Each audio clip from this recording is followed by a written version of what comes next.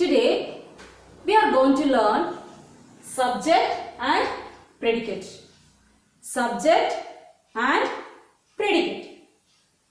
We know that sentence is a group of words that makes complete sense. Sentence is a group of words that makes complete sense.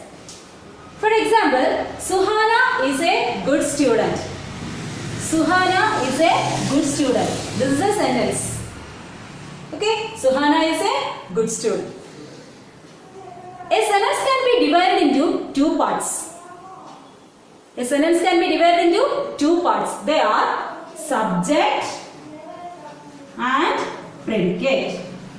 Subject and predicate. Here in this sentence, Suhana is the subject and is a good student is the predicate of this sentence. So here two parts, the subject in this sentence, there are two parts, the subject and predicate. Here Suhana is the subject and is a good student is the predicate of this sentence. Clear? Here Suhana is the subject because this sentence tells about Suhana. So, Suhana is the subject and is a good student is the predicate because this part tells us something about Suhana, something about the subject, isn't it? So, who is Suhana? Suhana is a good student. So, this part tells something about the subject. So, it is the predicate and here Suhana is the subject.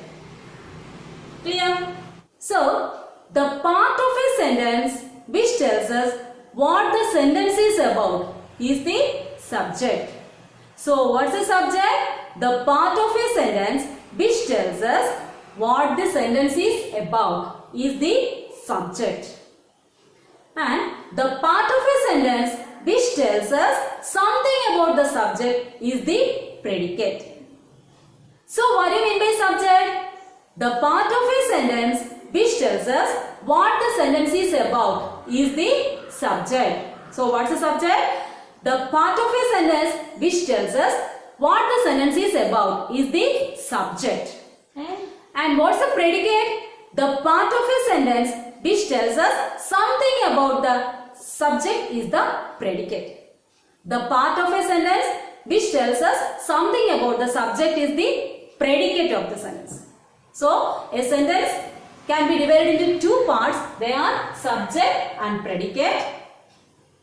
So, what's the subject? The part of a sentence which tells us what the sentence is about is the subject and the part of the sentence which tells us something about the subject is the predicate. Here, Suhana is a good student.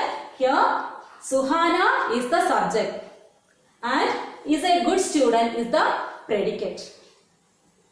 The sentence is about Suhana. So, here Suhana is the subject and here we tell something about Suhana. Who is Suhana? Suhana is a good student. So, here is a good student is the predicate. Is a good student is the predicate. Clear? Let's read some more sentences. First sentence, birds fly. Birds fly. It's a sentence, birds fly. Then, the birds flew away. Second sentence, the birds flew away. Birds fly, the birds flew away. And third sentence, the two babies were feeling scared. Okay. As we can see, the subject and predicate can be made up of one word. Here, birds fly. In this sentence, birds is the subject and fly is the predicate. Only one word. And it can be made up of two words. For example, the birds. Two words. Here subject is the birds. Predicate is flew away. Two words. And more than two words. Okay. The two babies. The two babies. Here three words. It's more than two. Here also were feeling scared. Scared means frightened. Okay. Were feeling scared. So, subject and predicate can be made up of one word, two words or more than two words. Next, the order of the subject and predicate. The order of the subject and predicate. Usually, the subject comes before the predicate. For example, a lion lived in that jungle. A lion lived in that jungle.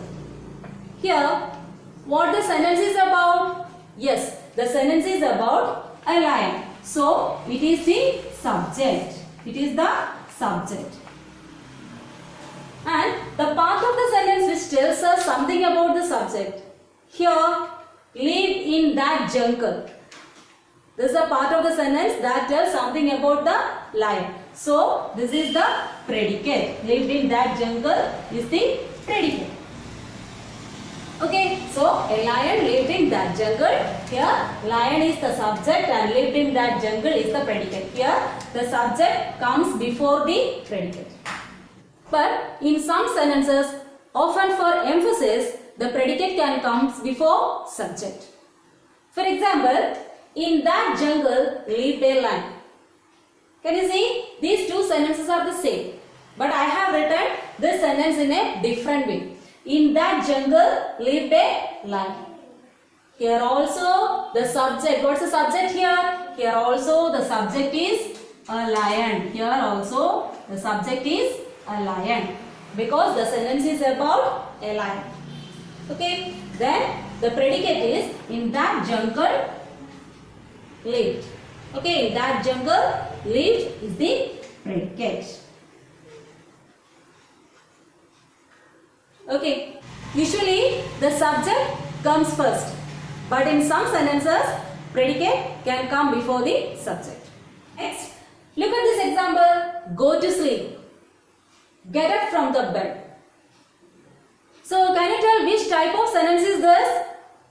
Yes, this is an imperative sentence. It's an order, so it is an imperative sentence.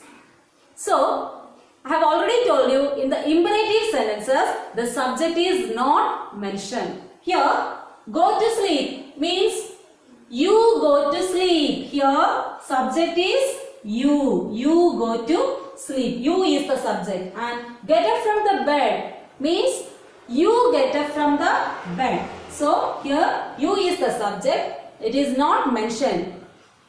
We don't write it in the sentence. It's already understood. So, in this sentence, go to sleep, there is a subject and the subject is you. Clear? I have written 3 sentences. You have to identify the subject and predicate in these sentences. Okay, are you ready? Yes. First one, Sumi came first in class. First sentence, Sumi came first in class. So, what's the subject?